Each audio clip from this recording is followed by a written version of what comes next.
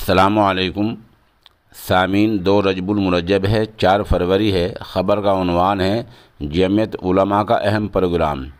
خبر تھوڑی تفصیل سے سن لیں، خبر بہت اہم ہے۔ ہریانہ کے میوات علاقے میں مجلس عاملہ اور مجلس منتظمہ جمعیت علماء ہند کا اجلاس ہونا طے پایا ہے۔ یہ اجلاس 9، 10 اور 11 مارچ 2022 کو ہوگا۔ چاند کی تاریخ کے لحاظ سے 5، 6 اور 7 شعبان المعظم سن 1443 ہجری میں ہوگا، بدھ، جمعرات اور جمعے کے دن۔ یہ کہاں ہوگا؟ میوات کے انجینئرنگ کالج نوح پلہ میں ہوگا۔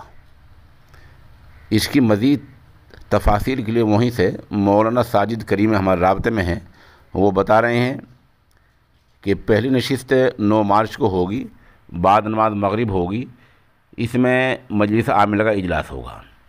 پھر 10 مارچ کو بھی مجلس عاملہ کا اجلاس ہوگا۔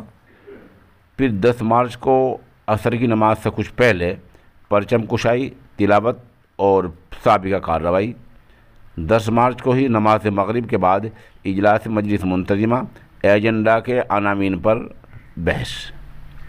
پھر 11 مارچ کو یعنی جمعے کے دن اجلاس مجلس منتظمہ، جس میں تجاویز، تائیدات، دانشوروں اور سماجی شخصیات کے خطاب ہوں گے۔